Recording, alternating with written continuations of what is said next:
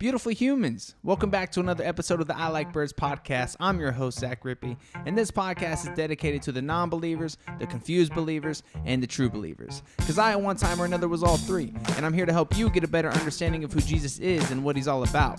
Let's grow in our faith together. You learn as I learn. I like the Bible, and I like words, so therefore, I like birds. Let's start the show.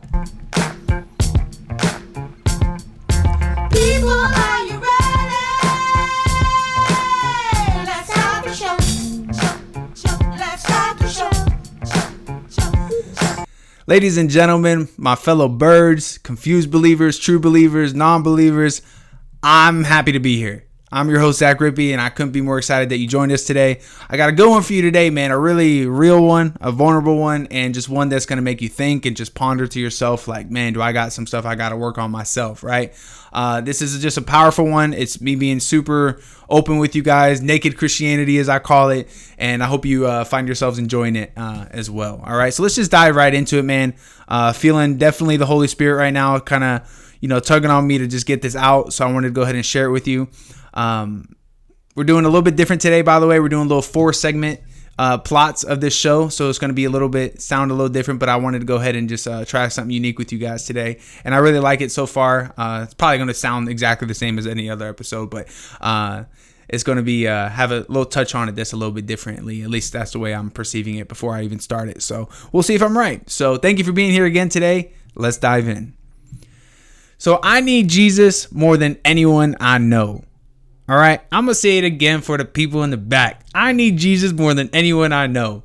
You know how we as Christians and believers sometimes find ourselves in conversations with family members and friends, and we utter the words about that person that we're talking about or gossiping about. We're like, they need some Jesus in their life, right? Well, I'm guilty as charged on that one because I'm that guy. I need him. I'm the butt of that joke. I'm who that person is talking to. Because yes, I agree. I need Jesus in my life. I have him in my life, but I need him, like extra need him.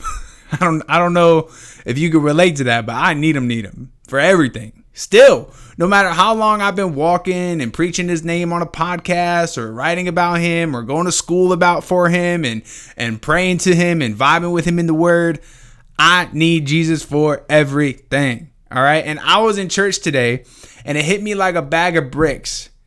This revelation that I like who I am when I'm praising Jesus and I'm walking with him and I'm in his company and I'm with other believers and, I feel unity with Christ and all that, right? I'm good. Like, I like that, 𝐂𝐎𝐍𝐶𝐄𝐃. I like who I am when I'm disciplined and making time to be in his word in my life and let it be active in my life. When I input him and when I output him, I like that. But if I'm slacking on the input, then I'm slacking on the output. And I've come to the realization that, man, I'm so tired of my flesh getting the best of me. I'm so tired of responding out of anger and not knowing how to deal with my emotions. My own emotions, one. And number two, even the emotions of others. Because I need Jesus to step in and fix that. I need to figure out how to do that. Right? It's not just, hey, Jesus, deliver me from this, but I need to figure out a way to put practical practices in place to improve that. Because if not, I'm going to keep falling short. Because this is why. Because my flesh is weak. My flesh is confused. My flesh is distracted, dazed, and depraved, right? My focus is on the wrong things and my heart loses sight of my relationship with Jesus when I let my flesh temporarily overpower my spirit. My words become unkind, negative, and I want everyone around me to do exactly what I want them to be doing. I let little things destroy my peace and kill my vibe when I'm living in my flesh and I'm not, just being open to whatever's going to be happening throughout my day. And I'm a planner, right? So I plan out my day the day before, and if it doesn't go my way, I kind of throw a fit the next day, especially in the morning or like when children are involved or families involved. And that's not good. That's not healthy. That's not loving Jesus from start to finish throughout the day, And don't get me wrong, I repent and I apologize and I realize, dang, I dropped the ball yet again, But at the same time, like, at some point you got to improve, in big ways, right? And like I said, man, I let my family down when I'm active in the flesh and trying to satisfy my own desires, my own happiness, and my own peace. That's the big one, the peace one. Because what I'm getting at here is I need to figure out how to have a conversation with my toddler that isn't the greatest at communicating, period. He's not good at communicating his thoughts and emotions, and guess what? I wonder where you got it from, pal. Join the club. And it's like, seriously, him and I are like two toddlers trying to figure out how to live on our own, right? We're just like boys trying to figure out how to become men. So, yeah, man, I'm going to need Jesus for that battle. And I need Jesus for everything. So I just wanted to open with that segment, give you guys a little insight of what I was dealing with this today. And it's just been a frequent occurrence, man, over the last, year and some change of, just not being able to have a strong relationship with my youngest son, my middle son, Malachi. And it's just, it puts a strain on my marriage, and it makes, my fatherhood not look very strong. And it's an Achilles heel of my manhood and actually my walk with Jesus. And honestly, like, I feel like even if a pastor position opened up, I feel like I wouldn't even take it until I resolved that and I fixed that, because it's gotten to the point where it's like, I'm working on it. I'm having convo after convo with my wife about it and how to improve on it. And just, she's sending me stuff on, Instagram from time to time about, like, parenting in a more gentle way, than, lashing out and just being like, over something so simple too. It's just like a show about, like, trying to watch a show, and I wouldn't let him pick the show, and I was mad because I put on the show but it wasn't the right show, and then we're just over here just butting heads over, we're just so similar, and that's the thing, we're very like-minded people, me and my son. He's very strong, opinionated, he's gonna be a leader. He knows what he wants, and he's gonna do everything in his power to get it, and he's funny. He's witty, he's a great kid. He's very respectable. He loves his people. And I love him. I think he's an amazing kid. I really do. There's just these moments that him and I just clash, man. We're just like some fierce firecrackers, man. And we just go at it. We be beefing. And I don't know how to stop beefing with him. I've gone like a few days of, everything being fine. But long term wise, I need to figure it out. So I need Jesus for that. So I just wanted to kind of come on here and share that truth with you guys, because here's the thing. I went to church, and this is where it really, like, all right, here we go. We started getting really into the nitty gritty, right? So I'm going to share this next part of you that kind of piggyback off that first part. All right. So make sure you stick around for it. All right. So I need a new relationship with my phone. That's the little subtitle of this segment. You'll see where I'm getting at towards the end. All right. So if your pastor isn't preaching in a way that is making you leave the building feeling convicted from time to time, then you may need a new pastor. Pastor Dustin Watts, who was honorably a guest on our show at the beginning of November, just last few weeks ago on YouTube. Go look it up. It's phenomenal, but make sure you do it after the episode, all right? Because I want you to hear this part too, all right? So he went up there today. Today is Sunday, I'm recording this. He went up there today, and he laid out one of the most vulnerable, gut-wrenching sermons I've ever experienced. And I'm telling you, the whole room felt convicted. And I'm like, I love that. There was this energy in the room where people were holding on to every word he said. And he wasn't only issuing the problem, he was issuing solutions, which that's one of my biggest, like, grievances about going to church, is when a pastor, like, tells you, like, the issue that is happening and the problem, but doesn't tell you the solution. Like, it's almost like, come back for more, but like, no, like, you just, I admit, like, I struggle with that. What do I do? It's just kind of like, well, first step is acceptance.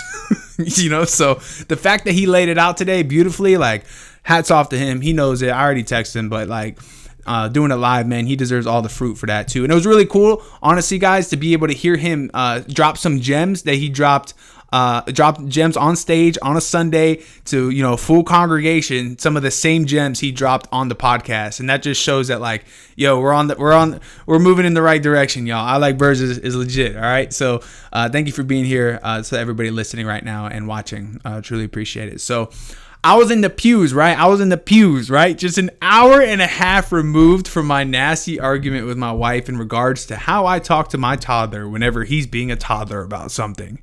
Right. And I'm in the pews just feeling the whole way there. I put on some worship music, and I was just feeling crummy and shameful and like a true sinner about to walk up into the church. Right.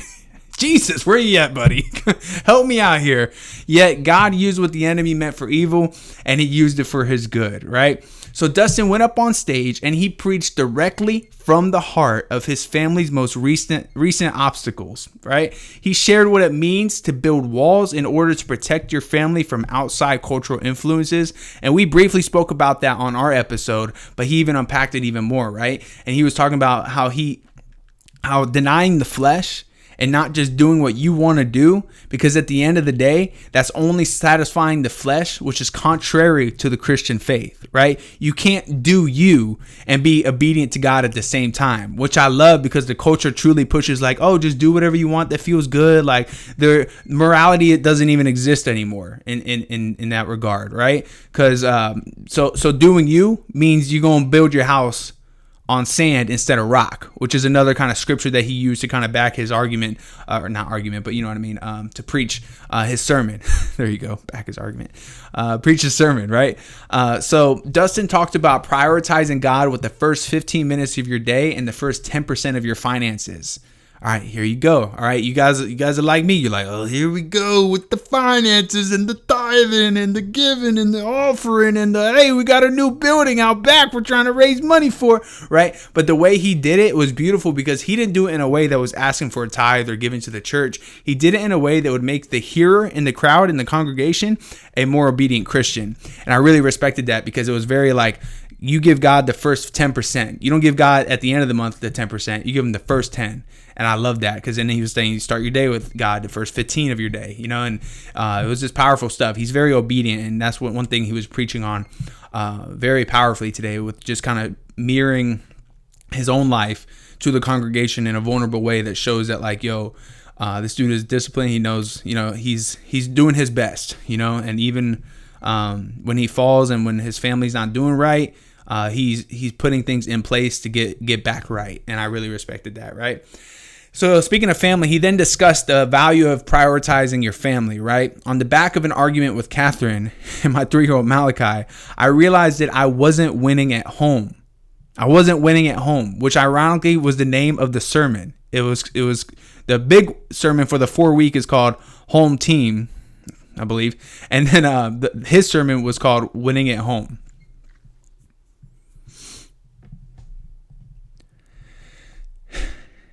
And Dustin preached with authority, man. He did.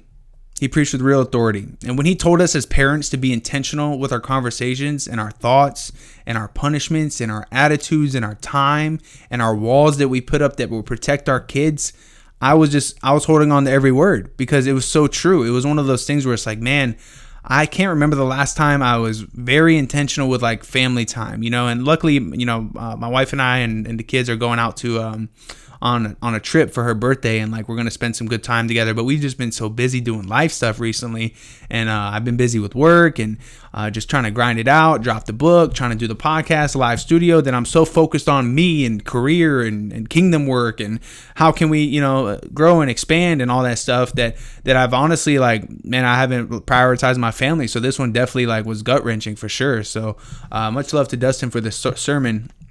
And I want to go ahead and continue with what he said to maybe help you out as well, because he said, he told the truth when he said this too. He said, be an example of what it means to be a Christ follower, like at your house, right? The do as I say, not as I do teaching is worldly and completely false. Kids see right through that and they don't respect it one bit, right? And Dustin, please, I loved when he told the congregation this because it was like so powerful. He pleaded with the congregation almost to be available, right? He said, be available. Prioritize your time with your kids and your spouse. And his heart poured out of him because you could just tell that he was guilty of this himself. And he decreed for us as parents to put our phones down. He took his phone and he's like, just put it down. Right? Put them away when you're home with them. Put them away when you're in the car with them, because the car is the one spot where you have a captive audience of listeners, right? They want to connect with you. Your kids want to spend time with you. They want to know you better. They have questions. You're their person that they go to for everything, right? At least don't you want them to be? So why not, you know, prioritize that time with them, especially your kids that don't have the cell phones themselves in the car, because then guess what? It's like, you know, they're just staring out the window when they could be talking to you and, you know, learning from you and connecting with you and growing closer culture and like feeling like they can trust you more because you're intentional with them, right? So that was powerful because I'm one to Catherine drives when we go places, which I like that, like I feel like she, she blessed, let's just say that. And I get to just chill in the captain's seat, and sometimes I'm on Twitter or, talking to clients or posting a video for the pod or, just doing stuff that's not intentional with the family. And it's disconnecting for sure. She notices it. And sometimes she'll try to talk to me when I'm like in the middle of doing something on the phone. And I'm like, why are you talking to me? You see, I'm like doing something right now. I get bratty with it. You know what I mean? And even when she's on the phone and I talk to her about something, even at the house, and like I can tell she's not really listening, and it's like it has this divide, and it's like we can't act like it doesn't, and I hate that we really rationalize the phone thing way too much, right? So yeah, ponder that for a second while I find my place. Okay, and then speaking of phones, man, he also spoke about not letting your kids have phones as one of the walls to protect them, and I couldn't agree more. Like he displayed that, or he told us that his kids don't have social media. Like there's one of his children have a phone. He doesn't let her have any social media, and of course she's not a fan of that, but he puts up these walls, and it's funny because Noah's 9 and he's already asking for a phone, and luckily, thank God, me and his mom are on the same page. And he would not be getting one until high school. So I'm very pleased that Noah's mom is on the same page with me about that, because even now, guys, Noah is 9 years old and he has a friend that comes to the house, this girl, and she's always on her phone when she comes over, and then he's like over her shoulder on the phone with him too, and then he starts changing his attitude, his demeanor, the way he's talking to his parents and all that, so it's just like it's crud, it's crummy, it's worldly, to be real. Right? Especially because there ain't no Christian Twitter. You know what I mean? Like there ain't no Christian TikTok. I mean, you can of course follow the hashtag, but eventually they're going to throw you one of those, those nuggets and stuff like that of culture, what they want you to see, the way they want you to, especially the children, they're coming for them the most because that's the future consumers, so just be mindful of that, y'all. And I really like that Dustin shared that openly. And he also shared that him and his wife put the phone now when they're in the car in the center console, and they don't look at it until they arrive at their destination. And they use that time to be intentional about conversations with their kids, which was a beautiful thing. And I'm not trying to just share his whole service, but he's a friend of the show. We want to show love to his service because it really had an impact on my heart, and I want to be able to share it with you guys. And this just opened my eyes big time, right? Because no matter what you rationalize your own screen time with, we could all improve in this regard when it comes to us as parents putting our phone down when we're with our kids. Having dinner at the dinner table is a big one he preached about, which I'm surprised at how many people do not do that. It's mind-blowing, honestly, because that's a great time to connect, and it shows togetherness, and it's the one place where you meet up to talk about your day. I saw this one interview, I think it was Tom Hanks' son, talked about it was a question that his family used to ask all the time. And don't get me wrong, I don't really know if Tom Hanks was a part of Epstein's Island or not, so don't be thinking I'm over here listening to Tom Hanks for fatherhood advice, because I'm not. But the kid that was on Patrick Bet-David's podcast said something powerful where he said my family used to always ask at the dinner table, what was the high of your day, what was the low of your day, and that would create conversation and to learn and just grow and give your parents the time to speak life into you and stuff like that. So I really appreciated that little nugget right there, and I've been applying it to conversations at our dinner table. Obviously, when Noah's not here, it's more so just taking care of the toddlers and Zeke, or toddlers, Malachi the toddler and Zeke the baby, but one day we're building the habits, we're laying down the groundwork. Obviously we can't read an entire chapter of Proverbs to them, but we can at least read a verse. You're putting down the groundwork. So that's something that Dustin speaks about today as well, as the value of reading a proverb every day in the morning for each month. Starts from scratch with the family. You heard about that on the last episode as well. And let's talk about the phone thing real quick and how we rationalize things, right? I even rationalized my phone use while writing this episode with you guys. Hilarious. Listen, so I wrote, personally speaking, I work as a freelance writer and my phone is blowing up with potential clients nonstop. Some days it's not so much, but most days the messages are coming in constantly. And if you don't snag them quick enough, you lose the client to someone else or the platform bumps you down in the algos for not responding quickly. You see what I did though? I just rationalized my phone use. I'm like, yeah, but like that's my job. That's how I make money to feed the family, right? But that's where eliminating something else you do on your phone could be beneficial. Like, obviously, I can't just, stop working and stop responding to all clients at all times, clearly, but that's why it's important to be intentional with like, yo, you get home from a coffee shop after writing all day and, doing work, 5 to 7, no phone, and that's a perfect window to like hang out with the kids, do dinner, do bath, books, all that stuff, get them in bed. And then, hey, your window opens back up from 8 to 10, or 8 to 11, whatever the case may be. But it's just going to be helpful to be disciplined. Discipline is good. Let's get back into discipline. And in fact, I want to touch on that real quick. Dustin, I didn't write this in the notes, but Dustin had this thing where he said today that a lead pastor at his church that he follows, a lead pastor sent out little surveys to all the teenagers at the congregation, at the church, and asked them this one question: what is one thing that you wish your parents knew? And they all wrote different responses, obviously. One of the top 5 ones that were that came back was, I wish my parents would punish me instead of just threatening to punish me. Because that was so powerful, because it's so true. Children need punishment. They need discipline. They need structure. They need to know that your word means what you say it's going to mean. And you take away all that by just false threats or threats that never come to pass, then they're going to that child's going to repeat that same thing that they were supposed to be punished for over and over and over again. It's going to lead to other things that are not so good, right? So that was powerful. I wanted to share that with you in the value of disciplining. And if you threaten it and they break that rule again, there has to be consequences, I'm not saying beat them in the corner, but I'm saying like, take away something that they love for the day, real consequences that are going to impact them and like make them think about something, take away, I don't know, TV. I don't need to give you guys are parents. You guys get the point for those that are parents, right? So anyway, and that's where also, in order to keep work and business going for myself, setting up a time online and an offline time. Like I just said, 5 to 7 offline, we done. That's where only using social media when they're in bed or when you're away from the house kicks in. It's putting up those walls. And I've noticed my disdain lately, actually, for my cell phone. Like I've had this weird, like it's almost like everything that I've been feeling about my phone recently has been set up for this moment in time. As weird as that sounds, but also that's kind of how God be moving in my life like that sometimes, most times, to be real. And it's slowly eating me away, because I'll just be very real with you. I don't know if I've shared this with you or if I just shared this with my buddy Olivier or Mikey, but it feels like my entire life outside of my family is online. And it's gross. I don't like it. It feels disconnected. It's because think about it, y'all. My ministry, I do podcasts, YouTube videos, blog posts online.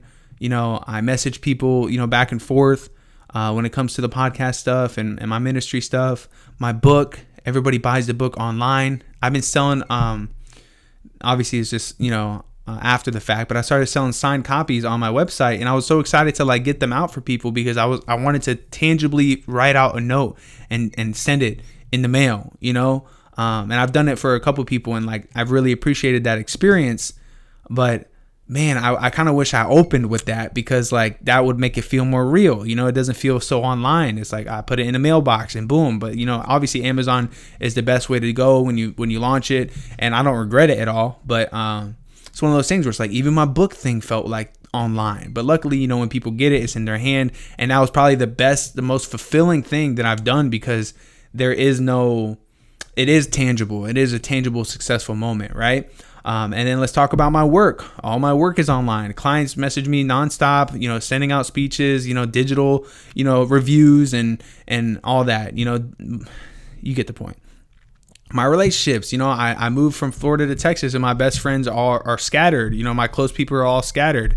I have a few friends in Texas. Luckily, thank the Lord, I made some friends with Dustin and Turner and a couple others here. But it feels like everything's just so online. It's like a blueprint. My bills, my banking, my investments, my emails, my DMs, my everything, except my children and my wife who are right in front of me. And it's like I need to figure out how to balance that, right? So I have to disconnect in order to reconnect. I have to disconnect in order to connect. I have to put my phone away and be with them. And I also need to be with God more. And the phone needs to be the first thing that is sacrificed in order to do so, because my time and energy will improve in doing so, as will yours. And I also love content creating and putting out promo for the show and the book, as you guys know. I'm sure you could tell. So I'm going to have to look into an app. This is something that I can practically do. I'm going to have to look into an app that I can schedule those things out so I don't have to spend my days thinking about it and worrying about it. And it's exhausting. It really is. And I even think most people my age are putting the screens away. Either that or the algos don't really care about the little guy anymore talking about Jesus. I don't know. But either way, we get like a few views and a few likes, nothing crazy. I mean, I enjoy it. We do it for the one. But it's important for me to lean into my family a little bit more in this season, especially with the holidays coming up. And I need to balance my career aspirations and my big goals for 2023 and my dreams better when it comes to family time. So I just want to kind of communicate that with you guys. So if you see me ghost mode, you know why, baby. All right, last one. Let's get into this one. Switching gears here. This is going to be a fun one. The first two were very serious, obviously, because there was a lot of just confession. But switching gears here, man, I want to share with you all how my experience went officiating my first wedding. It went absolutely incredible. I had such a blast, and the moment was so special, y'all. What an opportunity from the Lord and a friend. My friend Kayla Smith from my bar taco day, she asked me to officiate it at the beginning of this year. And her and I have always had a great relationship. She was actually she got me in a Secret Santa one year for Christmas, and she blessed me with a bunch of books and a journal. And she's just dope, man. She's very thoughtful, very giving, very loving and supportive of my comedy days and my podcast and just overall life pursuits. And the fact that she hit me up out of the blue to see if I was interested, I was like, man, I haven't graduated yet, but once I do, like, I'm down. Let's do it. And then luckily the date ended up being after I graduated. So I'm like, yep, I can sign your marriage license. Let's do it, right? And guys, I tell you this right now, it's so crazy how God will use all these other things that you do to show you how much He has in store for you. I don't know if you've experienced that in life, but I've experienced that quite a bit. And this think about this. So much so that I used to do stand-up comedy for 3 years, as you guys know, right? And for the last year and a half, I've been writing nothing but wedding speeches and podcast scripts, mostly wedding speeches. And I just graduated my ministry program, and now I'm a licensed minister. Talk about the perfect blend to be a wedding officiant, right? Isn't that crazy? Like, all three things that I've been doing over the last 3 years combined shows like this moment in time, right? And I saw all three of those skills come out in that one moment up there, and it was beautiful. Right?